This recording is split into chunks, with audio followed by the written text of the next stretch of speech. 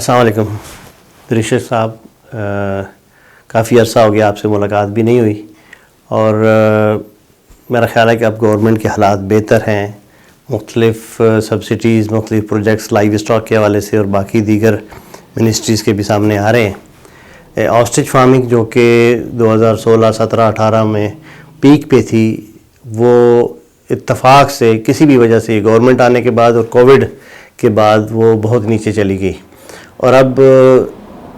وہ صرف 10% سے بھی کم فارمز رہ گئے ہیں، 90% ختم ہو چکے ہیں۔ اس کی بیسک وجہ یہ ہے کہ باہر سے چوزا ہی نہیں آ رہا، لوکل چکس کی پروڈکشن کی طرف کوئی توجہ نہیں دی گئی، نہ ہی کوئی بریڈنگ کا پروجیکٹ اناؤنس کیا گیا۔ تو میں آج اس ویڈیو کے ذریعے، جو اسپیشلی صرف میں نے آپ کے لیے ریکارڈ کی ہے کہ ملاقات کا ٹائم ملے نہ ملے جو بھی ہے وہ انشاءاللہ ملاقات بھی ہوگی، تو میں یہ چاہوں گا کہ اس پروجیکٹ کو، جو کہ بہت ویلیویبل ہے، جہاں اس میں غلطیاں ہوئی ہیں ہمیں ان کو دیکھنا چاہیے، ریویو اس کا کم از کم ہو کہ کہاں کہاں پہ ایشوز سے۔ ایک ایشو جو میں سمجھتا ہوں جب یہ نئی گورنمنٹ آئی اور آپ نے چارج سنبھالا تو وہ اس کی مارکیٹنگ کا تھا، جو کہ کچھ عرصے کے لیے تھا، اس کے بعد میں سمجھتا ہوں کہ وہ ایشو نہیں تھا، اس کے لیے کوئی اسٹریٹجی نہیں اپنائی گئی،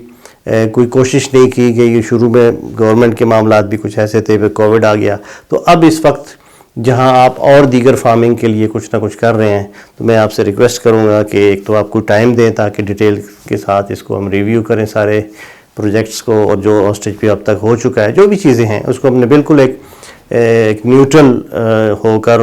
اگر اس چیز کا لائیو اسٹاک سیکٹر کو فائدہ ہے تو ہم نے یقیناً اسی صورت میں اس کو ریویو کرنا ہے، کیونکہ جو اس کی پروڈکٹس ہیں، جو اس کے چکس ہیں، اس کی ڈیمانڈ دن بدن بڑھتی جا رہی ہے۔ ہمارے پاس جو کہ آ رہی ہوتی ہے، خود جو لوگ اس میں انوالو تھے آپ ان سے اس پہ رائے لے سکتے ہیں، اور بالکل نیوٹرل ہو کر، اور اس میں ملک کو، قوم کے فائدے کو دیکھتے ہوئے میں چاہوں گا کہ اس کے حوالے سے کوئی پروجیکٹ آپ لازمی لے کر آئیں، اسپیشلی بریڈنگ کا، کیونکہ جب تک چوزا لوکل نہیں آئے گا، چوزے کی پرائس نیچے نہیں آئے گی، یہ فارمنگ گرو نہیں کر سکتی۔ تو اس پہ تھوڑی ورکنگ کریں، جو کہ آلریڈی پچھلی گورنمنٹ میں اسپیشلی نسیم صادق صاحب کے پلان میں تھا، اور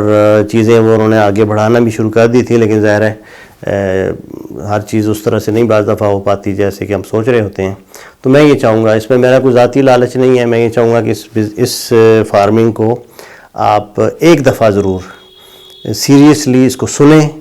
اس پہ سب لوگوں سے رائے لیں، اور اس پہ بالکل نیوٹرل ہو کے ڈیسائیڈ کریں کہ ہاں واقعی ہمیں آسٹرچ فارمنگ کو دوبارہ سے پروموٹ کرنے کے لیے، سپورٹ کرنے کے لیے کچھ کرنا چاہیے یا نہیں۔ اور میں یہ سمجھتا ہوں کہ جہاں آپ اربوں کے حساب سے دیگر پروجیکٹس میں سپورٹ کر رہے ہوتے ہیں، تو وہاں تھوڑا سا، پچھلی دفعہ صرف 5 کروڑ کا بجٹ تھا، اور جو کہ بعد میں ایکسیڈ ہو کر اس میں 4,000 زیادہ چکس ہو گئے، تو وہ 9 کروڑ تک چلا گیا۔ 9 کروڑ روپے گورنمنٹ کے لیے کوئی اتنی بڑی رقم نہیں ہوتی،